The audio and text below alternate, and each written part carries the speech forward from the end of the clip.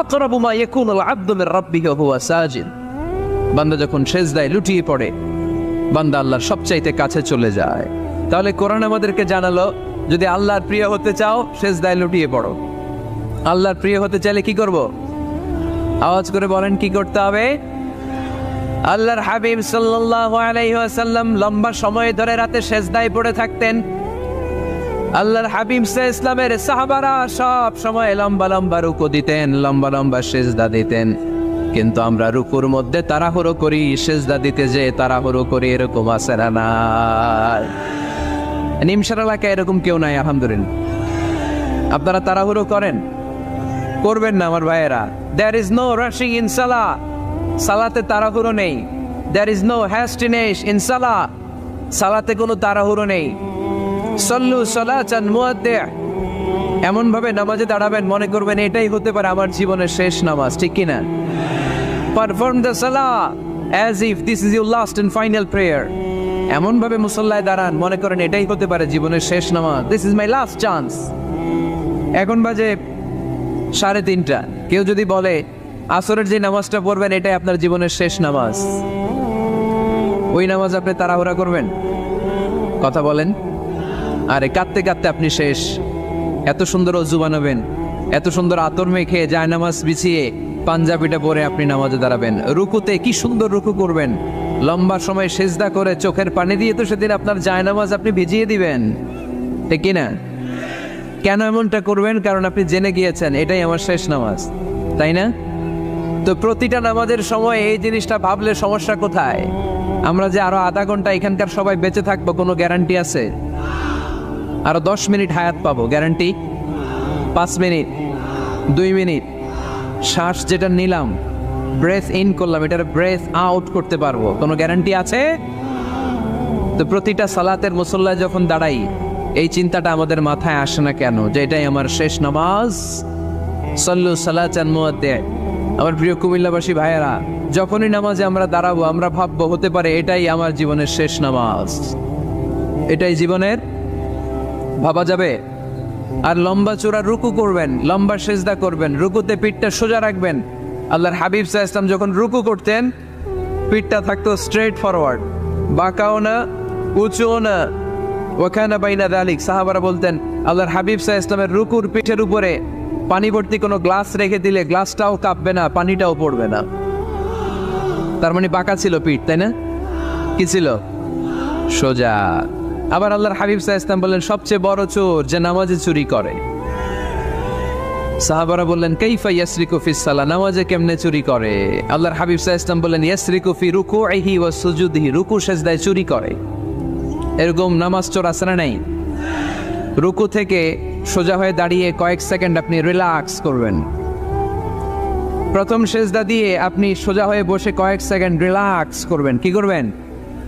Relax. আওয়াজ করে পড়েন সবাই, রিল্যাক্স।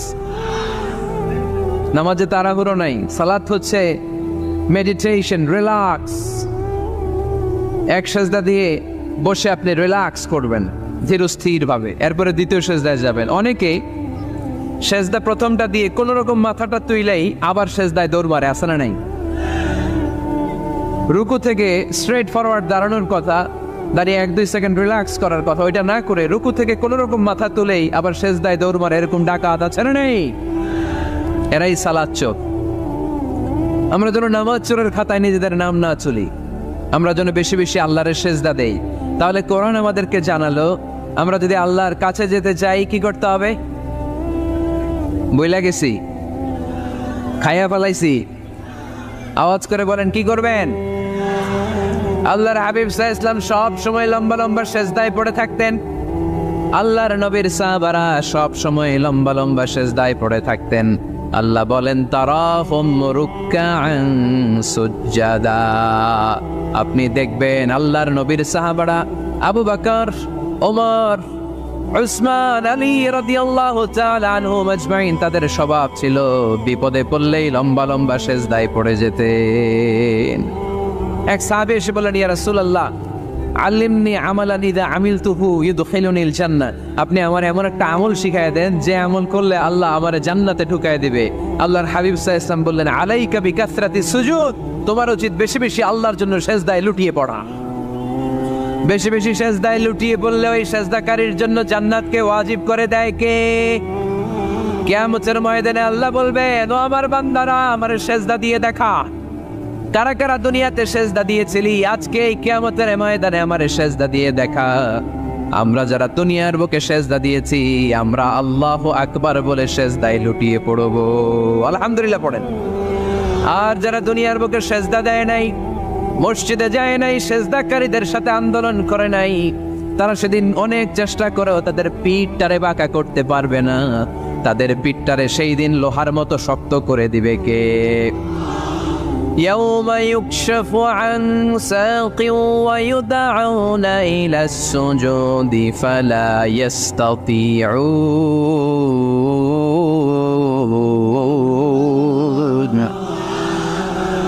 সেদিন আল্লাহ তাআলা ওনার পায়ের গোছা উন্মুক্ত করবেন, পায়ের গোছা দেখাবেন আর বলবেন, সেজদা দাও, সেজদা দাও।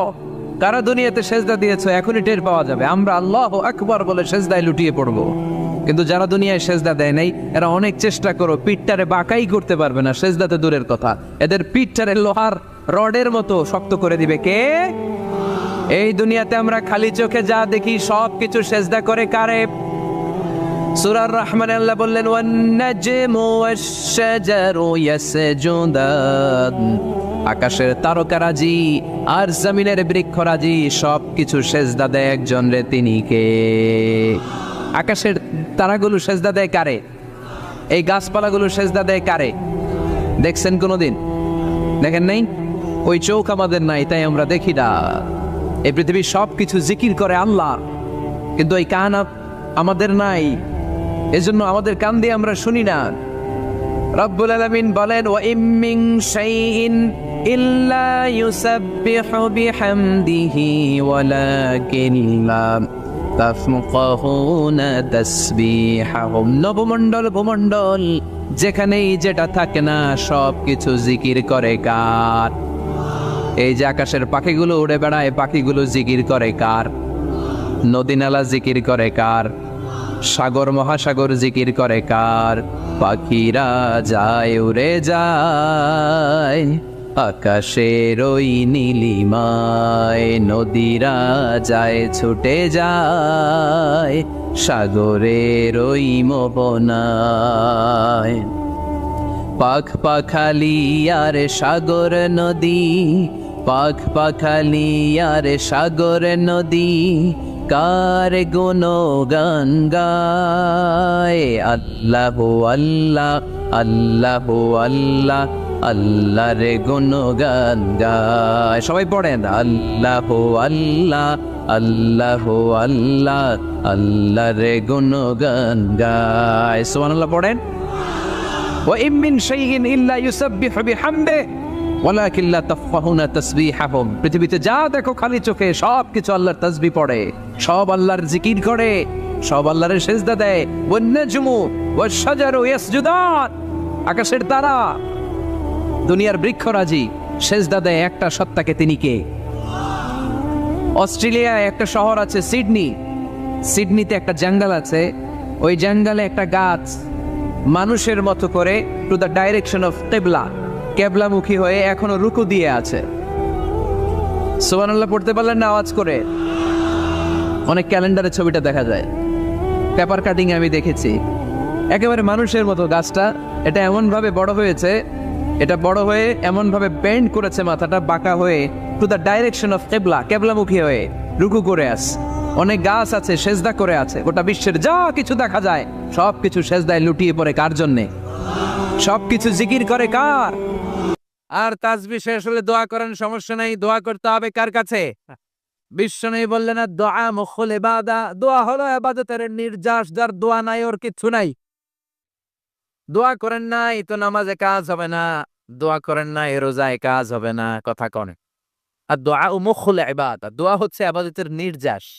আবার তিরমিজির বর্ণনায় বললেন, আর দোয়া হুয়াল ইবাদা, দোয়াটাই নাকি ইবাদত, দোয়াটা ইটসেলফ এইটাই ইবাদত। নামাজ যেমনি ইবাদত, রোজা যেমনি ইবাদত, হাত তুলে যে দোয়া করলেন এইটাও ইবাদত। সুবহানাল্লাহ পড়ে। এটা মুমিনের উইপেন, সিলাহুল মুমিন।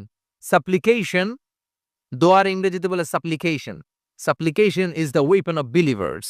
এটা বিশ্বাসীদের অস্ত্র। সবকিছুর কারামতি যেখানে শেষ, দোয়ার কারামতি ওইখানে। এরকম অনেক শুনবেন, ক্যান্সারে আক্রান্ত, দুরারোগ্য ব্যাধি, বাংলাদেশের চিকিৎসা শেষ, ইন্ডিয়া গেছে, কয় বাঁচবো 3 মাস। কয় মাস? এরপরে 7 বছর বাইসা ছিল। কেমনে বাঁচল? কেমনে? দোয়া। দোয়ার পাওয়ার আছে না নাই? তবে দোয়াটা দোয়ার মতো হতে হবে। সিনসিয়ার দোয়া ইজ লাইক এ মিসাইল। একনিষ্ঠ দোয়া এটা মিসাইলের মতো। মিসাইল হামলা করলে ইঞ্চি ইঞ্চি যেখানে মিসাইল বোমাটা পড়ার কথা ঠিক ওখানে পড়ে। ড্রোন হামলা করলে ঠিক ওখানে, ব্যালিস্টিক ক্ষেপণাস্ত্র নিক্ষেপ করলে লক্ষ্য বস্তু যেমনি ভিত করে, এমনি দোয়ার মতো দোয়া করলে মুহূর্তেই দোয়া কবুল হয়ে যায়। আমরা দোয়ার মতো দোয়া করতে জানি না। কেমন করে দোয়া করতে হয় আমাদের জানা নাই, এজন্য দোয়াও কবুল হয় না। চিল্লায় কোন ঠিক কিনা? কিন্তু আল্লাহ ওয়াদা দিয়েছেন, উজিবু দাওয়াতাদ দাঈ ইযা, আমার বান্দা দোয়া করলে আমি দোয়া কবুল করি। আমার বান্দা চাওয়া মাত্রে আমি কবুল করে নেই। সুবহানাল্লাহ পড়ে।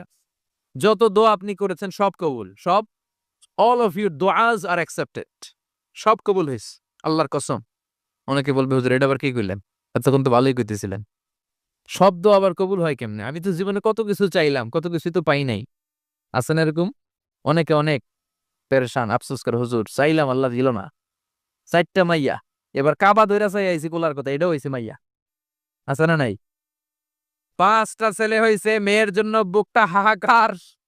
হজে যে আরাফাতের ময়দানে চেয়ে আসলাম, এইবারও হইছে আরেকটা পোলা। আছে না নাই? কত কিছু চাইলাম, পাইলাম না হুজুর, দিল না আল্লাহ। বলে না আপনার সব দোয়া কবুল। তবে কবুল হওয়ার 3টা সিস্টেম আছে। কয়টা? চান্দুল্লার ভাইয়েরা মনে থাকবে? কয়টা? আপনি যত দোয়া করছেন সব কবুল, কারণ আল্লাহর কাছে কিছু চাইলে আল্লাহ ফিরায় দিতে জানে না।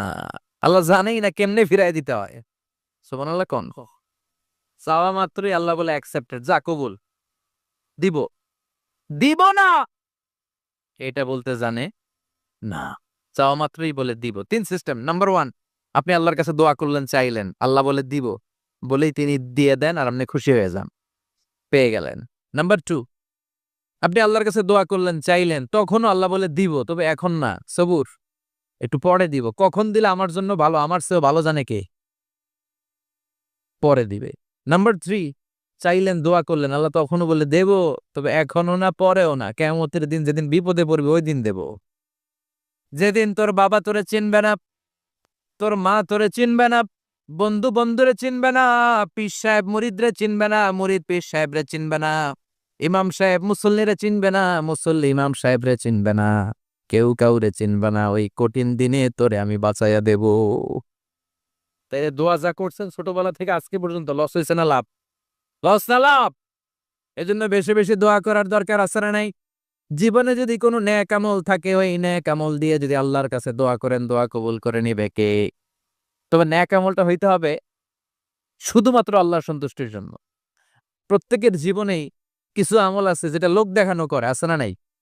আবার কিছু আমল আছে আল্লাহরে খুশি করার জন্য করে, আছে না নাই? কথা বুঝতে পেরেছেন? রাত্রিবেলা যাচ্ছেন, কেউ নাই, রাস্তায় হঠাৎ দেখলেন মসজিদ, পাশে লেখা বড় করে দান বাক্স, পকেট থেকে কচকচে 1000 টাকার নোটটা ওইখানে ঢেলে দিলেন দান বাক্সের ভিতরে। কেউ দেখে নাই, দেখছে কে? এটা পৃথিবীর কাউরে দেখানোর জন্য দিছিলেন? এই দানটা আল্লাহর কাছে প্রিয়। গোপন দান আল্লাহর রাগকে কমিয়ে দেয়। সুবহানাল্লাহ বলেন।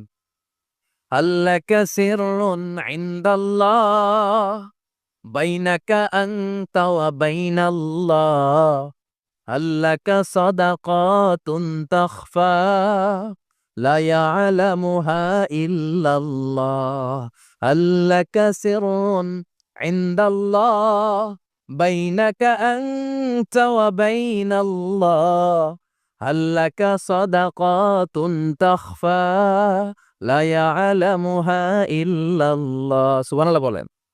আল্লাকা সিররুন ইনদাল্লাহ, তোমার আর তোমার রবের মাঝে এমন কোনো গোপন জিনিস আছে নাকি যেটা আল্লাহ ছাড়া কেউ জানে না? তোমার কোনোদিন কোনো গোপন দান আছে নাকি যেটা আল্লাহ ছাড়া কেউ দেখেনি? ওই দানটা আল্লাহর কাছে প্রিয়, চিল্লায় বলেন ঠিক কি না? এরকম কোন গোপন আমল দিয়ে যদি আপনি আল্লাহর কাছে ওসিলা করে দোয়া করেন, আল্লাহ ওই কঠিন বিপদের দিনে এই আমলটা করছিলাম শুধু তোমার দেখানোর জন্য, এর ওসিলায় বাঁচাও, বাঁচাবে কে? 3 মেয়ে, হ্যাঁ 3 daughters। জামাল উদ্দিন ভাই, উনিও আকিজ সাহেবের ছেলে। মাশাআল্লাহ, জামিল ভাইকেও তুমি কবুল করো। তো এই জন্য কন্যা সন্তান অনেকে আছে, ছেলে হলে খুব আনন্দ পায়, আছে না নাই? এরকম ডাকাত বোধহয় খুলনায় নাই, আছে? ছেলে হলে পাড়ায় মিষ্টি খাওয়ায়, বিরিয়ানি খাওয়ায়, কিন্তু মেয়ে হলে চেহারাটা বাংলা পাঁচের মতো, ও এর মতো হয়ে যায়, আছে না নাই? এমনটা যেন না হয়। ছেলেও দেন আল্লাহ, মেয়েও দেন আল্লাহ। চিল্লায় বলেন কে দেন? ছেলে দেয় কে? মেয়ে দেয় কে? ছেলে মেয়ে দুইটাই দেয় কে? আবার ছেলেও দেয় না, মেয়েও দেয় না, তিনি কে? তিনি কি? এজন্য আমরা তার কাছে যাব, মাজারে যেয়ে যাওয়া যাবে না। মাজারে যেয়ে যাওয়া যাবে? দোদেল বান্দা কালমা চোর, না পায় শ্মশান না পায় ঘোর, দিন থাকিতে আয়রে পথে ছাইড়া দে বন্ডামি, বন্ডামি বন্ডামি বন্ডামি, ছাইড়া দে বন্ডামি। ঠিক কিনা? নামাজ নাই, রোজা নাই, মাজারের ব্যবসা করে। দেখবেন এদের নামাজ রোজা কিচ্ছু লাগে না, চুলে জট পেকে থাকে, মাথার মধ্যে লাল শালু। এমনও পীর এই দেশে আছে, এদেশে তো পীরের অভাব নাই। আমাদের দেশে যত পীর আছে, পৃথিবীর অনেক দেশের জনসংখ্যাও তত না। কথা বলেন। নামাজ নাই, রোজা নাই, চুলে জট পাকিয়ে রাখে। এমনও পীর আছে শুনেছি বছরে নাকি একবার গোসল করে, আর ওই গোসলের পানি মুরিদরা সব বরকতের আশা খেয়ে ফেলায়। নাউজুবিল্লাহ পড়তে পারলেন না? এই ভণ্ডামির সাথে আমাদের কোনো সম্পর্ক আছে? আমরা চাইবে একজনের কাছে, তিনি কে? নাকি খাজা বাবার কাছে যাবেন? কেউ ফিরে না খালি হাতে, খাজারে তোর দরবারেতে। বলা যাবে? খাজার দরবার থেকে খালি হাতে ফিরে না? খালি হাতে ফিরে? দামি ঘড়ি পরে গেছে, ঘড়ি চুরি হয়ে গেছে, এখন খালি হাতে ফিরে। দামি জুতা পড়ে গিয়েছে, জুতা চুরি হয়ে যায়, খালি পায়ে ফিরে। এরকম আছে না নাই? একটা দরবার থেকে কেউ খালি হাতে ফিরে না। দরবারটা কার?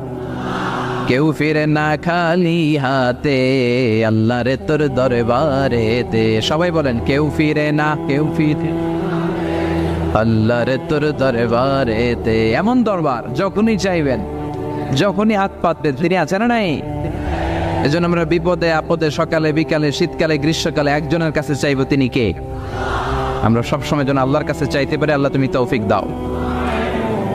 আমি আমার খুতবার শুরুতে সূরাতু আল আয়াত থেকে তেলাওয়াত করেছি। এই আয়াতের আলোকে কিছু কথা আমরা শুনবো, আওয়াজ করে পড়েন ইনশাআল্লাহ। আমরা এই তাফসিরুল কোরআনের মধ্যে একটা বই থেকেই কথা বলি, আমাদের সিলেবাস একটাই। বলেন তো সিলেবাসটার নাম? এই কোরআনে কোনো ভুল আছে? সন্দেহ আছে? সংশয় আছে? এই কোরআনটাকে একজন ডাচ পলিটিশিয়ান গালি দিয়েছিল পয়জন বলে। সে বলেছিল কোরআন ইজ এ পয়জন, কোরআন নাকি একটা বিষ। আর সে ইসলামকে বলেছিল ইসলাম ইজ এ লাই, ইসলাম একটা মিথ্যা ধর্ম। কিন্তু আল্লাহর কি মেহেরবানি, গত 3 সপ্তাহ আগে ওই ডাচ পলিটিশিয়ান কালিমা পড়ে মুসলমান হয়েছে। এরকম গোটা বিশ্বব্যাপী আপনি দেখবেন যে অনেক সেলিব্রিটিরা, নেলসন ম্যান্ডেলার নাতির ঘটনা আমরা জানি, ম্যান্ডেলা কালিমা পড়ে মুসলমান। খোদ আমেরিকার ইউথ মিনিস্টার জসুয়া ইভান্স কালিমা পড়ে মুসলমান। অনেক ক্রিকেট তারকা, অনেক ডান্সার, অনেক সেলিব্রিটি এরা কালিমা পড়ে মুসলমান হয়। টনি ব্লেয়ারের আপন শালিকা লরেন বুথ, একজন মিডিয়া কর্মী, সেও কালিমা পড়ে মুসলমান। এরকম কালিমা পড়ে মুসলমান হওয়ার হিড়িক গোটা বিশ্বে আছে না নাই? এই কোরআনটা এমন কিতাব, যে কিতাবে কোনো ভুল নাই। অনেকে না বুঝে এটাকে পয়জন বলে, এটাকে লাই বলে, কিন্তু যখন বুঝ আসে তখন কোরআনের প্রেমে প্রেমিক হয়ে যায়। সুবহানাল্লাহ পড়েন। আল্লাহ বললেন, this is the book, the most authentic and original book in the world, whereof there is no doubt in it and a guidance to those who are muttaqin. এটা এমন বই যে বইয়ে কোনো ভুল নাই, কোনো সন্দেহ নাই। মুত্তাকিনদের জন্য এই বইটাকে গাইডলাইন করে পাঠিয়েছে কে? আবার রব্বুল আলামিন বলেন, আলিফ লাম রা, কিতাবুন আনজালনাহু ইলাইকা লিতুখরিজান নাসা মিনাল যুলুমাতি ইলান নূর। I have sent you this holy and sacred book unto you, O my beloved last messenger, in order to lead the mankind out of darkness into the light. O নবী, আমি কোরআনকে পাঠিয়েছি অন্ধকারচ্ছন্ন মানুষগুলোকে আপনি কোরআনের আলোকে আলোকিত করবেন। কোরআনের সাথে সম্পর্ক বাড়ালে জীবনটা আলোকিত করে দেয় কে? এজন্য প্রতিদিন কোরআন তেলাওয়াত করতে রাজি আছেন তো? এই তাফসির মাহফিলগুলো একদিনের আলোচনায় আমরা আপনাদেরকে হেদায়েত করে দিতে পারবো, এটার কোনো গ্যারান্টি নাই। তবে আমরা কিছু রিমাইন্ডার আপনাদের সাথে শেয়ার করতে পারি। This is the first and foremost reminder যে আমাদেরকে কোরআনের সাথে সম্পর্ক বাড়াতে হবে। প্রতিদিন যেন আমরা কোরআন তেলাওয়াত করি, প্রতিদিন যেন কোরআনের অনুবাদ পড়ি, মাতৃভাষায় যেন কোরআনটাকে বুঝি। পড়তে রাজি আছেন তো? আল্লাহ তুমি বুঝার তৌফিক দান করো। আমি সূরাতুল আল বাকারা থেকে একটি আয়াত তেলাওয়াত করেছি। সূরাতুল বাকারা হচ্ছে কোরআনের সবচাইতে ছোট্ট সূরা। হ্যাঁ, কয় আয়াত? 286টা আয়াত। 286 ঠিক কিনা? এই সূরার মধ্যে এমন একটা আয়াত আছে যেটা কোরআনের সবগুলো আয়াতের মধ্যে শ্রেষ্ঠ আয়াত। আয়াতটার নাম আয়াতুল কুরসি। বিষ্ণু বলেন, মান কারা আয়াতুল কুরসি দুবুরা কুল্লি সালাতিন মাকতুবা লাম ইয়ামনাহু মিন দুখুলিল জান্নাতি ইল্লাল মাউত। প্রত্যেক মানুষ যদি প্রতিদিন ফরজ সালাতের পরেই আয়াতুল কুরসি একবার করে তেলাওয়াত করে, তার জান্নাতে যাওয়ার ব্যাপারে আর কোনো কিছুই বাধা থাকে না, একটি জিনিস ছাড়া, সেটা হচ্ছে মরণ। লোকটা মরে না, তাই জান্নাতে যায় না, মরলেই জান্নাতি। এই সূরার ভেতরে আছে। এবং বিষ্ণু বলেছেন, ইকরাউ সূরাতাল বাকারা, তোমরা বেশি বেশি সূরা বাকারা পড়ো। ফাইন্না তারকাহা হাসারা আখযাহা বারাকা ওয়ালা ইস্তাতিউহাল বাতালা। যে সূরা বাকারা বেশি বেশি তেলাওয়াত করবে তার জীবনটারে বরকতময় করে দিবে কে? আর যে সূরা বাকারা ছেড়ে দিবে তার আফসোসের শেষ নাই। আর সূরা বাকারা যারা তেলাওয়াত করবে, জিন ভূত প্রেতনি ব্ল্যাক ম্যাজিক তার কোনো ধরনের ক্ষতি সাধন করতে পারবে। এজন্য বেশি বেশি সূরাতুল বাকারা তেলাওয়াত করবেন তো? আমরা সূরাতুল বাকারার 124 নম্বর আয়াত তেলাওয়াত করেছি। এই আয়াতে আল্লাহ তাআলা সাইয়েদনা ইব্রাহিম আলাইহিস সালামকে কি কি পরীক্ষা নিয়েছিলেন এবং এই পরীক্ষায় উত্তীর্ণ হওয়ার কারণে কি কি পুরস্কার দিয়েছেন সেটা ডিরেক্টলি বর্ণনা করেছেন। চিল্লায় পড়েন আল্লাহু আকবার। রব্বুল আলামিন বলেন, ওয়াইয বিতালা ইব্রাহিমা রাব্বুহু বিকালিমাতিন ফাআতাম্মাহুন্না ক্বালা ইন্নী জাইলুকা লিন-নাসি ইমামা। আল্লাহ বললেন, নবী স্মরণ করুন সেই সময়ের কথা যখন আমি আমার খলিল ইব্রাহিমকে পরীক্ষা করেছিলাম অনেকগুলো বিষয়ে, আর প্রতিটা পরীক্ষায় সাইয়েদনা ইব্রাহিম উত্তীর্ণ হয়েছে। প্রতিটি পরীক্ষায় তিনি সাইয়েদনা ইব্রাহিমকে সফল পেয়েছেন, প্রতিটি পরীক্ষায় তিনি সাকসেসফুলি সফলতা অর্জন করেছেন। চিল্লায় পড়েন আল্লাহু আকবার। আল্লাহ বললেন, আর ফলাফল স্বরূপ আমি ঘোষণা দিলাম, ইব্রাহিম তোমার আমি গোটা বিশ্বের নেতা বানিয়ে দিলাম, leader of the all human being on earth. এই পৃথিবীতে যারা আছে সবার নেতা হচ্ছে সাইয়েদনা ইব্রাহিম। সুবহানাল্লাহ পড়াই। নেতৃত্ব, যোগ্যতা, লিডারশিপ এমনি এমনি আসে না, নেতা এমনি হওয়া যায় না।